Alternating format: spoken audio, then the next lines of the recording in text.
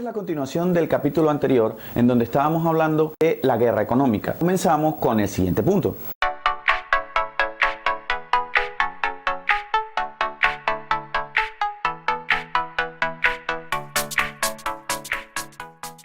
Desde que el petróleo se descubrió en Venezuela, nuestro país se convirtió en una economía de puerto. Eso no es nuevo. Venezuela vive de las importaciones. La mayoría de las cosas viene del extranjero, porque incluso no somos autosuficientes en cuanto a nuestros alimentos. Sin embargo, eso es algo normal. Hoy en día, ningún estado es autosuficiente. Lo que molesta es que en Venezuela no se es autosuficiente en cosas que sí se podría ser autosuficiente, debido a que está el petróleo. Pero en Venezuela, durante este periodo de gobierno del chavismo, el sistema rentista, el sistema de importaciones, donde solamente dependemos del petróleo, se ha extremado. La producción solamente en el 2012 con respecto al 2011 bajó en un 45% y al mismo tiempo subió en un 58% las importaciones en ese mismo periodo de tiempo entre 2011 y 2012. Incluso según las mismas cifras del Banco Central de Venezuela, Venezuela en los últimos 15 años apenas ha aumentado alrededor de un 19% en cuanto a la producción nacional, mientras que las importaciones se han quintuplicado en el mismo periodo. Solamente dependemos de las importaciones.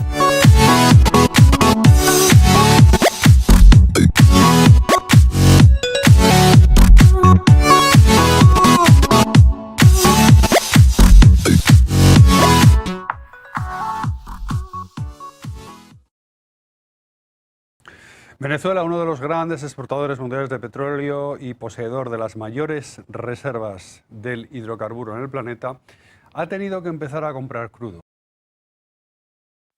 Venezuela ha perdido 142 millardos de dólares en materia petrolera por la reducción del bombeo en los últimos 6 años. En el 2011, la OPEP le ordenó, digamos de alguna forma, a Venezuela que aumentara el bombeo de petróleo a 3.01 millones de barriles de petróleo diario. En ese momento, Venezuela producía 2,38. Venezuela, en vez de aumentar el bombeo de petróleo, lo que hizo fue disminuirlo. En el 2014, el bombeo cayó a 2,37. En el 2015, a 2,36. Y para octubre del 2016 el bombeo había caído a 2,07 millones de barriles de petróleo diario. Si esto lo juntamos con que el petróleo bajó de precio en un 50% en el 2014, tenemos a una Venezuela que no tiene ingresos por materia de exportaciones. En lo único que Venezuela gana dinero en materia de exportaciones, es decir, vendiéndole a otros países, es petróleo. Y hoy en día se vende, digamos, barato. No estamos recibiendo los 100 dólares que en promedio se recibieron entre el 2005 o 2006 al 2012. Por ende, como no hay dinero para importar los productos y la producción nacional está por el suelo debido a todas las razones que hemos hablado anteriormente, no hay producto, hay escasez, nuestra moneda no vale nada.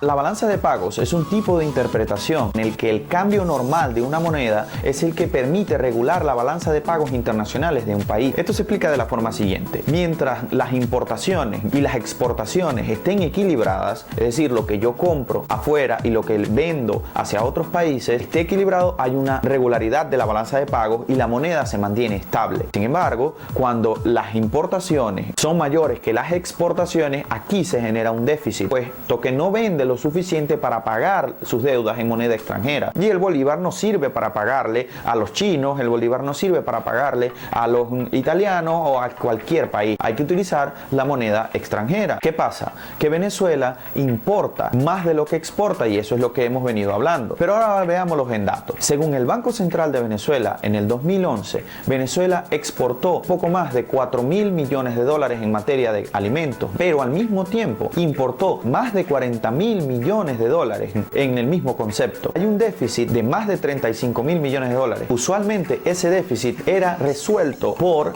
el petróleo, por los petrodólares. Esos 35.000 millones de dólares se pagaban con los ingresos que entraban por las exportaciones petroleras. Por eso en Venezuela, digamos, la escasez no se presentaba en los años 2006, 2007, 2008, donde había una bonanza, donde había una cantidad de dinero en la calle y la moneda se mantenía estable. Es que con un petróleo a 100 dólares, con un barril de petróleo a 100 dólares, se podía mantener ese equilibrio y la moneda no se devaluaba.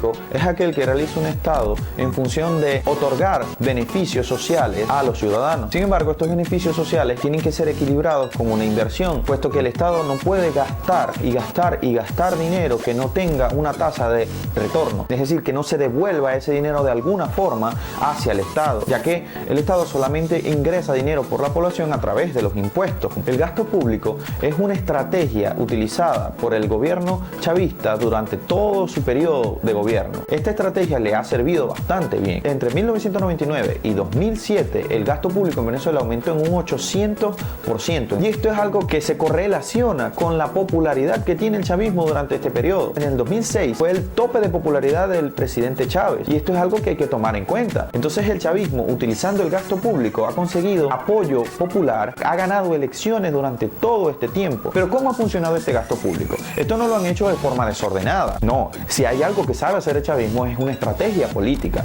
Desde el 2003 o 2004, desde que se fueron creando las misiones, estas se convirtieron en un aparato paralelo al Estado. El Estado tiene su propio sistema educativo, el Estado ya tenía un sistema de salud, el Estado ya tenía gasto público que lo representan los hospitales, que lo representan la educación pública, entre todas estas cosas. Pero el chavismo creó un Estado paralelo que no tenía las trabas ni tenía todos esos procesos administrativos que este lado sí tiene. Además, este se podría conectar directamente con la popularidad del expresidente Chávez. Esas misiones, que también tenían una función de salud, de educación y de todas estas cosas que debe brindar un Estado, no tenían una regulación real, y a pesar de que hoy en día tienen su propia ley, no se encuentran en la Constitución. Este aparato estatal paralelo le sirvió al chavismo para establecer y fundamentar aquello que en Venezuela se conoce como clientelismo. El clientelismo es aquella medida, digamos, no muy buena que se extiende dentro de una cultura política en el que el votante vota por aquel que le dé más cosas personalmente,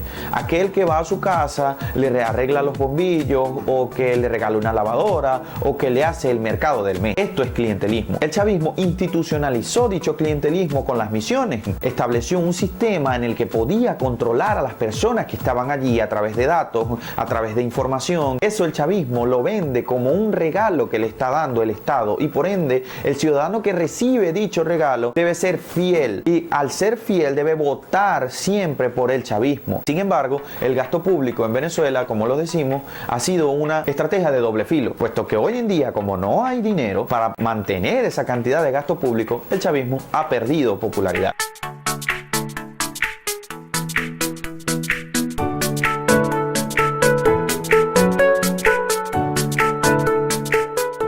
El último punto es también una decisión tomada a raíz de todas las razones económicas que hemos hablado anteriormente. Venezuela no tiene dinero, y lo que históricamente hacen este tipo de gobiernos es imprimir billetes para pagar la gran deuda interna que tienen con todo esto de los gastos públicos, con todo esto de las misiones, con todo esto de aumentar los puestos de trabajo en la administración pública. Porque, por ejemplo, PDVSA triplicó cantidad de trabajadores que habían antes del gobierno del presidente Chávez. Entonces, el Estado no tiene dinero, no tiene billetes. Lo que hace muy mal es imprimir circulante, imprimir billetes. Y esto lo vemos con los siguientes datos. Entre el 2009 y el 2015, apenas 6 años, el Estado venezolano aumentó la cantidad de circulante en el territorio nacional en más de un 900%. Venezuela vive en una economía donde el Estado improvisa las decisiones económicas para solucionar problemas políticos que tomaron y que decidieron ellos mismos hace muchos años.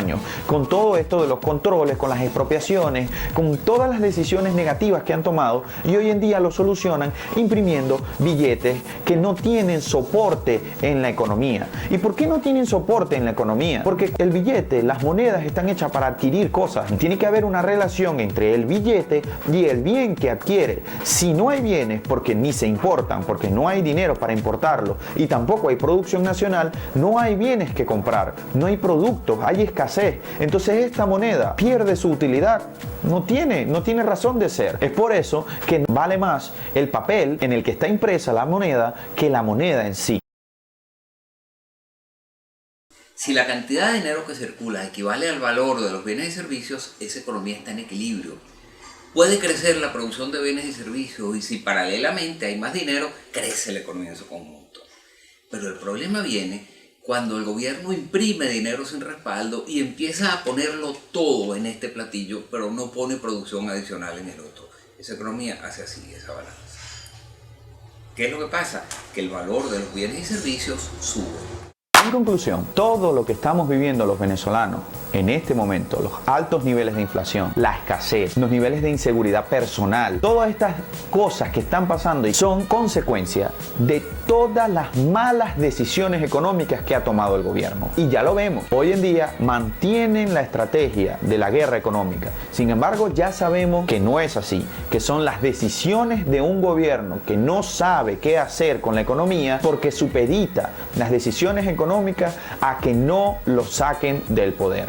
Si les gustó el capítulo de hoy, espero que sí les haya gustado. Quiero que se suscriban y que les den un like y lo compartan con sus compañeros, con sus amigos venezolanos o aquellos que quieran saber de cómo estamos viviendo los venezolanos aquí adentro. Vamos a seguir publicando constantemente sobre temas de diferentes tipos. No solamente hablaremos de Venezuela. Además, pueden revisar toda la información que hemos dicho. Está sustentada en todos los links que puedan encontrar abajo. Cada uno de los puntos tiene su identificación. Cada uno lo puedan encontrar esa información, revisarla y corroborar que aquí no estamos diciendo disparate.